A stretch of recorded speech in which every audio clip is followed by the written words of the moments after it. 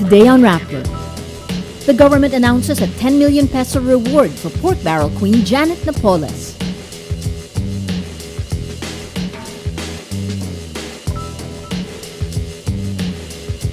I haven't received any request for or even any message to vote in accordance with the political plans of any person, and I'm grateful that they respect that.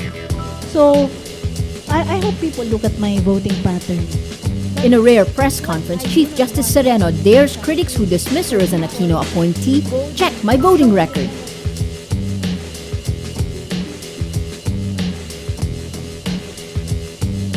And U.S. Defense Secretary Chuck Hagel says American forces are ready to strike Syria if President Barack Obama gives the order.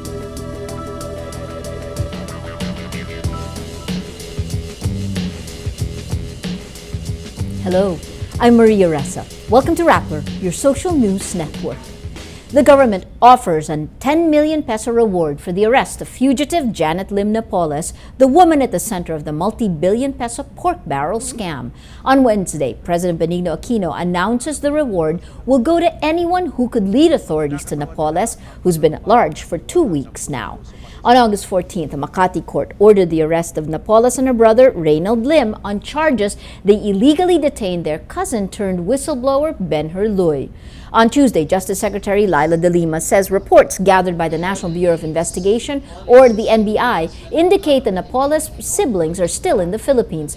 Napoles is tagged as the mastermind behind a scam where billions of lawmakers' pork barrel were channeled to dubious non-government organizations Napoles created.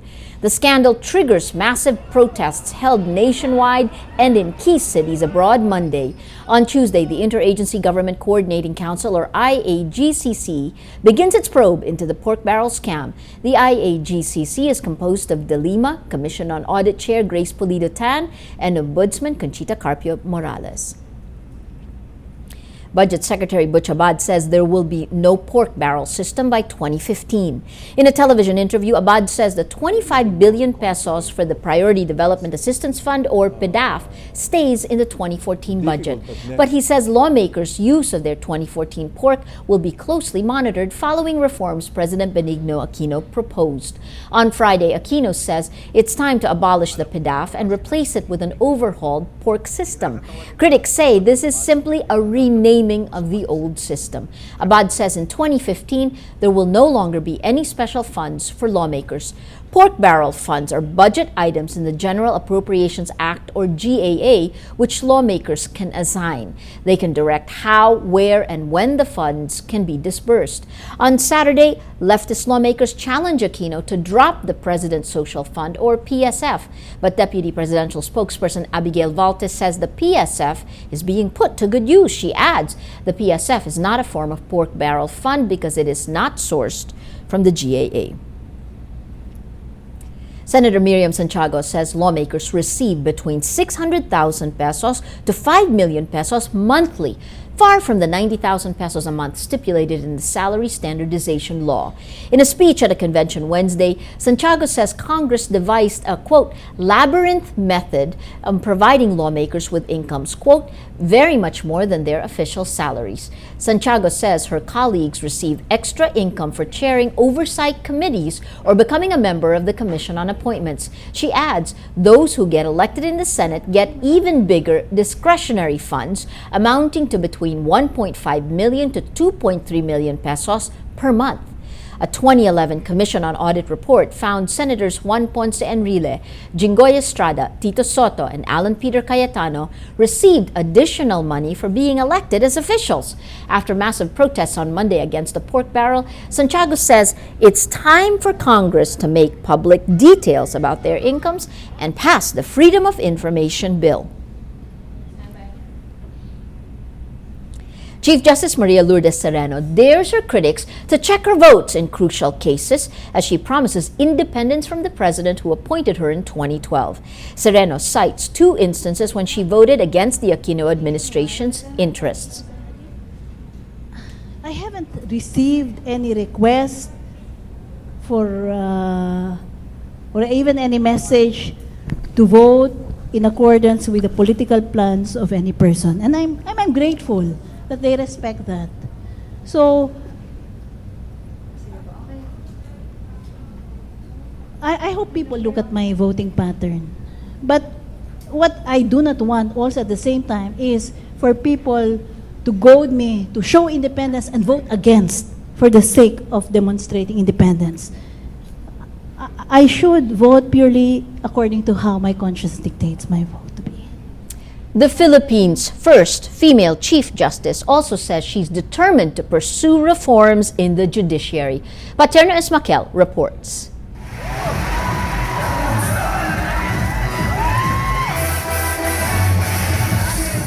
Behind the dance moves, the Chief Justice says the Cebu dancing inmates represent what's wrong with the justice system. In a rare press conference, Chief Justice Maria Lourdes Sereno talks about inmates for whom justice is delayed because of an inefficient judiciary. You cannot understand the sense of irony I felt and the sadness that was there when after dancing to very energetic modern beats, you would see these prisoners crying simply because they feel that a system should not be designed or should not be tolerated where their hearings get reset only every 4 months at the earliest or even 6 months. That is something that is not tolerable. So the clear message is it is no longer business as usual. Sereno vows to decongest court dockets, but admits there's no single way to do this.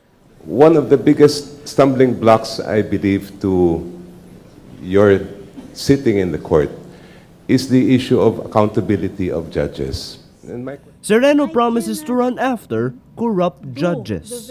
She asks the public to testify against them by filing affidavits.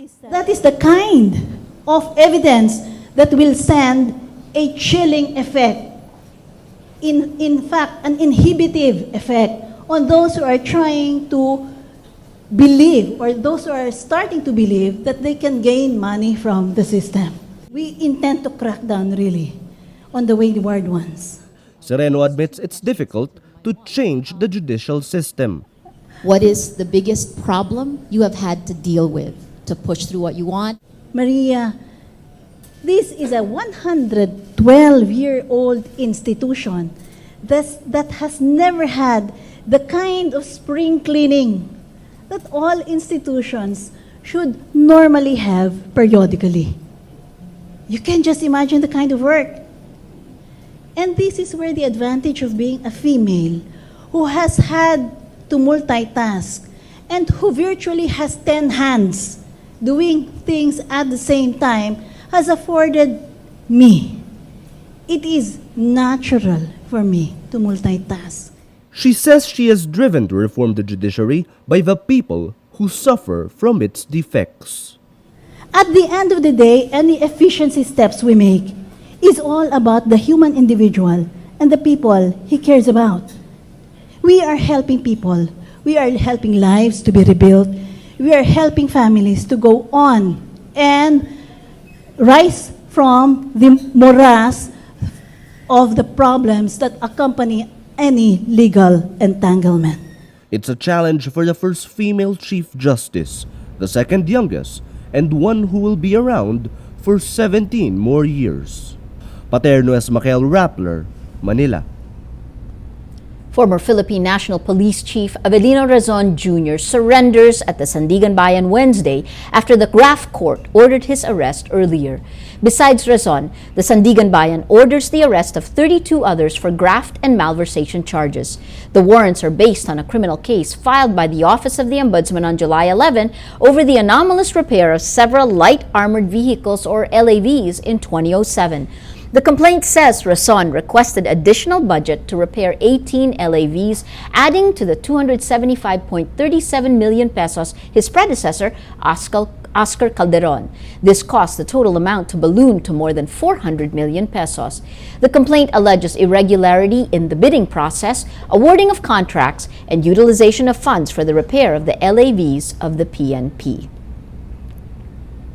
Moving on to world news, U.S. Defense Secretary Chuck Hagel says the American military is, quote, ready to go if U.S. President Barack Obama gives the order to strike Syria. The White House aides say there's no final decision yet. The White House says there's, quote, no doubt President Bashar al-Assad's forces used chemical weapons in an attack in Damascus, killing hundreds of Syrians. U.S. Vice President Joe Biden says an essential international norm was violated in Syria. But the White House clarifies any U.S. action against Syria does not aim to topple Assad, but to punish the regime for using chemical weapons. Syria's ally Russia warns the use of force will have, quote, catastrophic consequences, adding Western powers are creating, quote, groundless excuses for a military intervention in the region. In a news conference Tuesday, Syria Foreign Minister Walid Mualem says Damascus will defend itself. He says, quote, we have two options, either to surrender or to defend ourselves with the means at our disposal. The second choice is the best. Let's now look at Rappler's Wrap for today, a list of the 10 most important events around the world you shouldn't miss. At number 6, the Syrian Electronic Army reportedly alters the registry account details and DNS records of at least 3 websites: Twitter, the New York Times, and Huffington Post UK. Matt Johansson of White Hat Security says the technical aspects of the website during the outage point to the Syrian Electronic Army. The name servers of the New York Times are first hit, followed by an attack on Twitter. Name servers are computer servers that help create recognizable identifiers for the numeric IP addresses of websites. At number 8, the University of Liberia may not have incoming freshmen next school year after all 25,000 applicants fail the entrance exam. Education Minister Etmonia David Tarpey describes the widespread failure as, quote, like mass murder, but adds she wants to see the students' test results. She says, I know there are a lot of weaknesses in the schools, but for a whole group of people to take exams and every single one of them to fail, I have my doubts about that. And at number 10, former pound-for-pound kingpin Manny Pacquiao suffers a slight ankle injury while playing basketball over the weekend. It's not known how severe the injury is, but the Filipino boxing icon brushes it off. Pacquiao, who lost both of his bouts last year, made a habit of playing nightly basketball games in and out of training. He starts training early to get back in shape to prepare for his fight against Brandon Bam Bam Rios in November. For the full top 10, visit Rappler.com's The Wrap. Every story on Rappler has a mood meter, which gives you 8 emotions to choose from. Click how you feel, and your vote comes down to the mood navigator in the middle of the front page that crowdsources the mood of the day. It also gives you the top 10 stories that have gotten the most number of votes on their mood meters. These 10 stories have affected Rappler's readers and viewers the most. If we take a look today, still you have an overwhelming number of stories connected with Napoles. This one just in yesterday, Napoles files libel charges versus Rappler reporter Natasha Gutierrez and 6 others, whopping 10% annoyed and 84% angry. That's also mirrored in the second, Napoles sues Rappler, 85% angry. Where are the Napoleses? Still in the Philippines, 75% angry. If you can see the red contrasting with the green from the Million People March on Monday, still red takes the cake. It is the color of the day. Today, most people are angry. Well, that is Rappler's Newscast for today, Wednesday, August 28, 2013. Visit Rappler.com and watch our newscast Monday to Friday. Tell us how you feel on our mood meter and help us crowdsource the mood of the day. I'm Maria Ressa. As we say at Rappler, tomorrow begins today.